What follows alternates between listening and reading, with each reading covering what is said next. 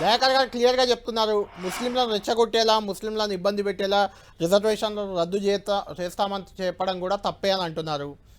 దానికి మీరు ఎలా రియాక్ట్ అవుతారు? అంటే అమిత్ షా మాట్లాడింది కూడా తప్పే అనేది అద్దంకి దయాకర్ గారి వాదన. అది ఎకనామికలీ బ్యాక్వర్డ్ కింద ఇచ్చాం, మతపర రిజర్వేషన్ కాదు అది. మీరు ఈడబ్ల్యూఎస్ కేంద్రం ఇచ్చినప్పుడు తప్పులేంది, అది తప్పేలా అవుతుంది అనేది అద్దంకి దయాకర్ గారి వాదన.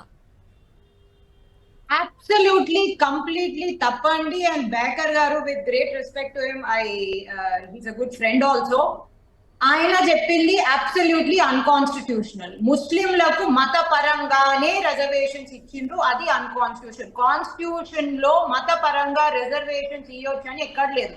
మళ్ళీ అట్లయితే మీరు ఎందుకో క్రిస్టియన్స్ కి తీసుకురాలేదు, జైన్స్ కి తీసుకురాలేదు, బుద్ధిస్ట్ కి తీసుకురాలేరు. వాళ్ళు మైనారిటీస్ గారా, లేకపోతే వాళ్ళు చాలా ధనవంతుల? వీళ్ళు కావాలని మైనారిటీ అపీజ్మెంట్ కోసము అన్కాన్స్టిట్యూషనల్లీ తీసుకొచ్చిన 4% రిజర్వేషన్ 2005 లో రాజశేఖర్ రెడ్డి టైమ్ లో ఇంట్రడ్యూస్ చేసింది. అది హైకోర్టు లో చక్కర్లు కొట్టి ఫైనలీ ఆర్డర్ వచ్చింది ఇది రద్దు చేయాలని చెప్పేసి. సుప్రీం కోర్టు పోయింది.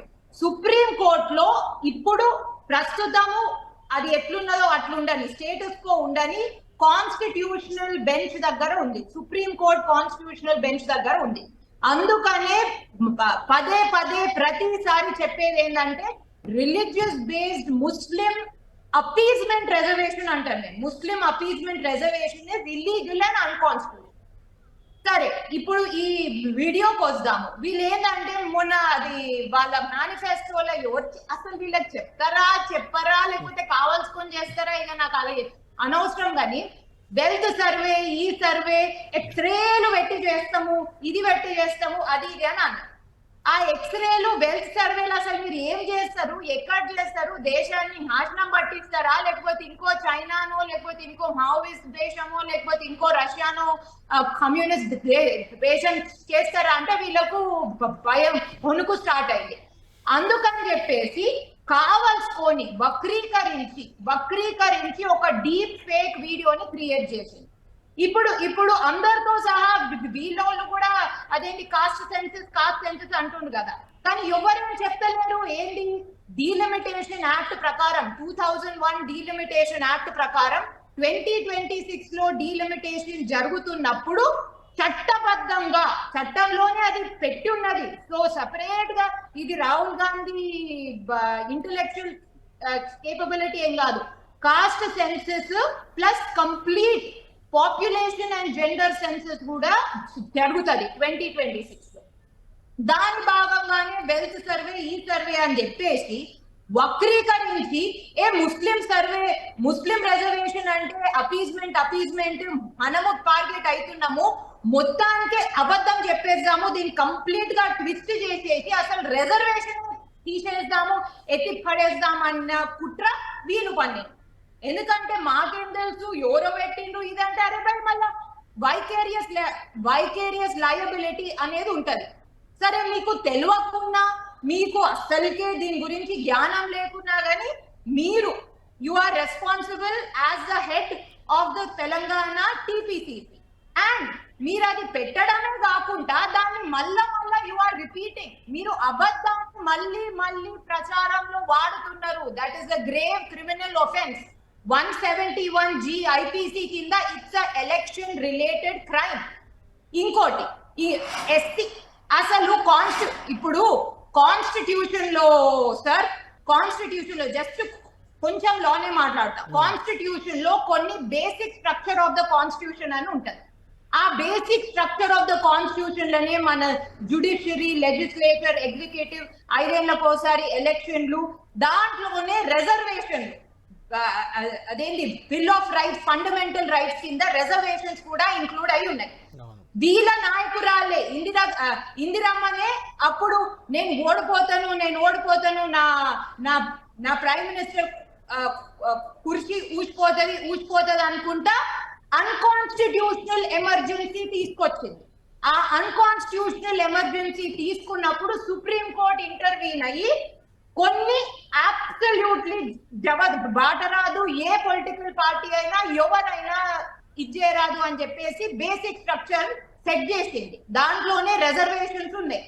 వీళ్ళివాళ జస్ట్ మినిట్ వీళ్ళివాళ pot calling the kettle black అన్నట్టు అన్కాన్స్టిట్యూషనల్ హిస్టరీనే Congress party including Indira Gandhi and everyone else afterward. వీళ్ళు ఇప్పుడు మమ్మల్ని కాన్స్టిట్యూషన్ ని మార్చేస్తామని అంటూ ఆ భయంలా క్రైమ్లు కూడా కమిట్ చేస్తుండ్రు. Criminal acts, blatant deliberate criminal acts కూడా కమిట్ చేస్తున్నారు. ఎందుకంటే గజ 1 స్టార్ట్ అయింది కాబట్టి. ఫస్ట్ ఫేజ్ అయిపోయింది, సెకండ్ ఫేజ్ అయిపోయింది. వీళ్ళు ఎంత నీళ్ళలు ఉన్నారో వీళ్ళు చూసుకున్నారు. ఇప్పుడు అబద్ధాలు స్టార్ట్ చేసేసింది. రిజర్వేషన్స్ బీజేపీ కాదు, కాంగ్రెస్ కాదు, ఇంకో ఏ పార్టీ వచ్చినా లేకపోతే ఏ పార్టీ పుడుచుకుపోయినా రిజర్వేషన్లను పక్కకు పెట్టడానికి ఏ పొలిటికల్ పార్టీ 400 కాదు 543 సీట్లు వచ్చినా పక్కకు పెట్టరాదు. That is the way constitution is. వక్రీకరించి కావాలని తెలంగాణ ఓబీసీలను మోసం చేస్తుండ్రు, తెలంగాణ ఎస్సీలను మోసం చేస్తుండ్రు, తెలంగాణ ఎస్సీలను మోసం చేసి వక్రీకరించి అబద్ధాలతో మోసం చేస్తుండ్రు. It is a clear and blatant election related crime and they should be punished for it. Right. నా ఒక్క ఓటుతో నాలాంటి కోట్లాది మంది మహిళలు లక్షాధికారులయ్యారు. ఇప్పుడు నేను వేసే ఓటుతో మరో 3 కోట్ల మంది మహిళలు లక్షాధికారులు అవుతారు. ఇది మన మోదీ గ్యారంటీ. మరి నా గ్యారంటీ? కమలం పువ్వుకు ఓటేద్దాం, బీజేపీని గెలిపిద్దాం. Right, welcome back. Prashant Reddy గారు, అటు ప్రధాని మోడీ కూడా హిందువుల సంపదను మైనార్టీలకు పంచుతుంది కాంగ్రెస్ అధికారంలోకి వస్తే, లేకుంటే ముస్లింలకు పంచుతుంది అనడం ఎంతవరకు భావ్యం? దాన్ని కూడా చాలా మంది తప్పుపడుతున్నారు. భావ్యం ఎందుకు కాదండి? ఎందుకంటే మన్మోహన్ సింగ్ ప్రధాని ఏమన్నాడు? మన్మోహన్ సింగ్ అక్షరాల 2006లో మన దేశ సంపద మీద మన్మోహన్ సింగ్ మైనారిటీలకే ఫస్ట్ హక్కు ఉంటది అని అవుట్ రైట్ గా బాజాబ్తా అన్నాడు. దాన్నే రిపీట్ చేస్తుండు. అయితే ప్రధానమంత్రి అన్నట్టు ఎక్కడి నుంచి వచ్చింది? అక్కడి నుంచే వీళ్ళు తీసుకొని వీళ్ళ మైనారిటీ అపీజ్మెంట్, మైనారిటీ కాదు ముస్లిం అపీజ్మెంట్, అన్కాన్స్టిట్యూషనల్ ముస్లిం అపీజ్మెంట్ ఎక్కడి వరకు పోయిందంటే అదేంది 4% unconstitutional reservation, religious based reservation. నేను ముస్లిమ్స్ లో అండర్ ఈకనామికలీ అండర్ డెవలప్ కాడికి వస్తా. ఇప్పుడు 2006 లో మైనారిటీస్ దే ఫస్ట్ హక్కు అని అన్నారు.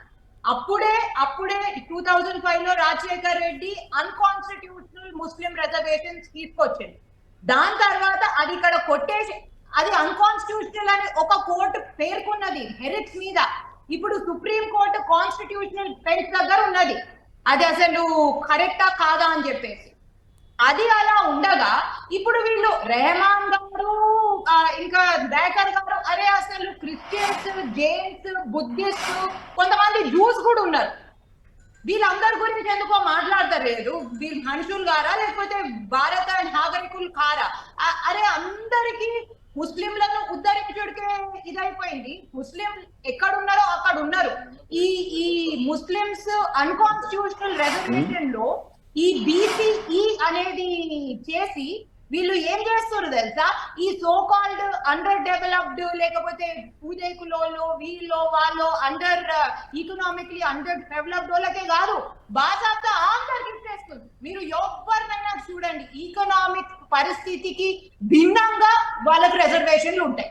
That to unconstitutional reservation. మళ్ళీ మీరు ఇదే ఈ జెనరాసిటీనే మీరు క్రిస్టియన్స్ కి ఎందుకు చూపెడతలేరు? మీరు జైన్స్ కి ఎందుకు చూపెడతలేరు? మీరు బుద్ధిస్ట్ కి ఎందుకు చూపెడతలేరు?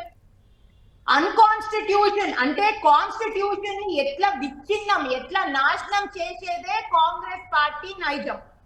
వాళ్ళని మాయనమ్మ చేసింది, వీళ్ళు కూడా అదే చేద్దాం అనుకుంటున్నారు.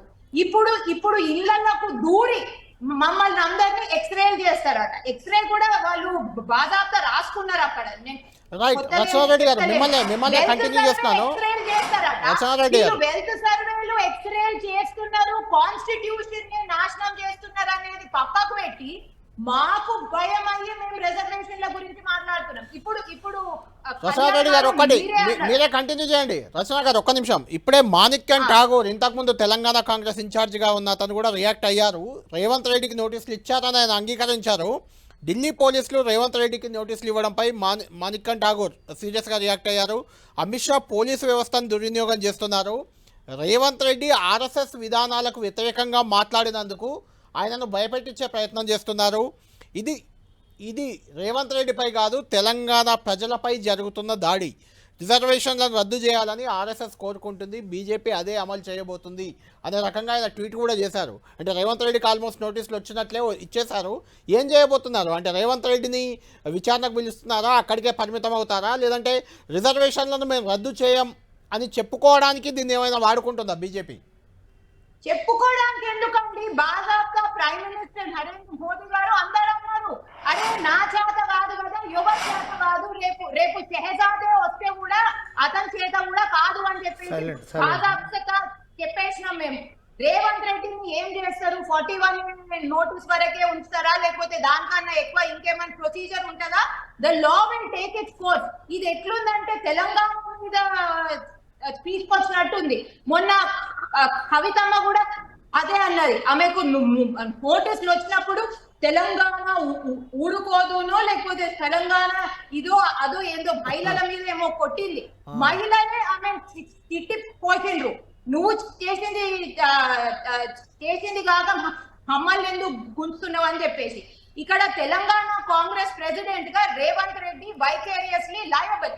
He is criminally liable under section 171G, 169 and 66C of the Indian Technology Act. So clear గా రేవంత్ రెడ్డి liable. ఇది తెలంగాణ ప్రజలకు సంబంధం కాదు. ఇప్పుడు మీరు మితిమీరిన అడ్వర్టైజ్మెంట్లు చేసుడు, మితిమీరిన సర్కాజం చేసుడు అదంతా ఒకెత్తు కళ్యాణ్ గారు. కానీ కావాలని అబద్ధాలు భయభ్రాంతులకు గురి చేసుడు, ఫియర్ మోంగరింగ్ చేసుడు, రాయట్. ఇక్కడ ఏం జరుగుతుందంటే ఎస్సీలకు, ఎస్టీలకు, ఓబీసీలకు, ముస్లింలకు కొట్లాటలు అయ్యేటట్టు, రైటింగ్ అయ్యేటట్టు, లా అండ్ ఆర్డర్ ప్రాబ్లం అయ్యేటట్టు చేసుకుంటూ అదే పెట్టారు. ఎఫ్ఐఆర్ కాపీలో కూడా 153A, 465, 469, 171G, 66C IT act away mention చేశారు. ఖచ్చితంగా ఇవన్నీ అప్లికబుల్ అవుతాయి. అండ్ ఇది కాగ్నైజబుల్ ఒఫెన్సెస్. వీటికి punishment 3 years and fine up to 1 lakh and more. కానీ ఇది పనిష్మెంట్ వరకే కాదు, ఈ ప్రాసెస్. ఎందుకంటే ఎన్నికలలో మితిమీరిన ప్రచారము, ఒక్కోళ్ళని తిట్టుకునుడు, లేకపోతే పిచ్చిగా మాట్లాడుడు, ఇది మనకు అలవాటు అయిపోయింది. ఎన్నికలలో ఫ్రీడమ్ ఆఫ్ స్పీచ్ లో ఒక భాగం అని అనుకోవచ్చు. కానీ అబద్ధపు ప్రచారం చేసుడు అనేది డేంజరస్. ఆ అబద్ధపు ప్రచారం లా అండ్ ఆర్డర్ ప్రాబ్లం కి దారి తీసుకుందని ఇందులో క్లియర్ గా ఉంది. రచన గారు, ఇందులో అమిత్ షా లయబుల్. ఫస్ట్ ఆయన మీద కేసు పెట్టి లోపేయండి, తర్వాత ఈ నోటీస్ ఎవరు, ఫోరెన్సిక్ రిపోర్ట్ ఏంది, ఫేకా, తర్వాత ఏ రిజర్వేషన్ ఎత్తేయడం అన్నా కూడా రాజ్యాంగ వ్యతిరేకమే. రెండవది రాజ్యాంగాన్ని రచనారెడ్డి గారు అంటుంది ఏంటంటే ఆ రిజర్వేషనే అన్కాన్స్టిట్యూషనల్, అటువంటిప్పుడు ఎత్తేస్తామనేది రచనారెడ్డి గారు అంటున్నమాట. అట్లా రాజ్యాంగాన్ని ఎత్తేస్తామంటే అది ముచ్చట పెట్టమంటే నువ్వు రిజర్వేషన్ ఎక్కడ పరిమితం అయితే ఏంది పోయి నాకు అర్థం కాదు. ఏం చర్చ చేస్తున్నారు? అసలు రాజ్యాంగమే వద్దంటుండు, వాడు మార్చమంటుండు, వాడిని లోపడేయాలా లేదా? రాజ్యాంగం అంటే నువ్వు రిజర్వేషన్ అనే చిన్న అంశానికి పరిమితం అయితే ఏంటి? అసలు ఈ భారతదేశ అస్తిత్వమైన రాజ్యాంగానికి పుట్టినోడే, రాజ్యాంగ పరంగా ఎంపీ అయినోడే రాజ్యాంగం వద్దంటుండు, వాని మీద ఎందుకు కేసు పెడతలేవు? ఇదేంటి రిజర్వేషన్లు ఎత్తేస్తామని నువ్వు అంటావు, ఏ రిజర్వేషన్లు ఎత్తేస్తామనే విషయం పక్కన పెట్టు, ఏదో రిజర్వేషన్లు ఎత్తేసే అడ్మినిస్ట్రేటర్ ఆఫ్ 5 years, ఒక ఓటుకు 5 సంవత్సరాలు నీకు రెన్యువల్ వచ్చింది. You are not the whole and sole of India. BJP ఒక పార్టీ, అమిత్ షా ఆ పార్టీకి సంబంధించిన ప్రభుత్వ అధికారంలోకి వస్తే హోమ్ మినిస్టర్ అని ఆయన బతికినంత కాలం ఉంటాడా, 5 సంవత్సరాలు ఉంటాడా, 10 సంవత్సరాలు ఉంటాడా, పాలించి వెళ్ళిపో. రాజ్యాంగాన్ని మారుస్తా, రాజ్యాంగంలో ఉన్న రిజర్వేషన్ మారుస్తా, నీకెక్కడ రైట్? అంత లిమిటెడ్ ఎందుకు?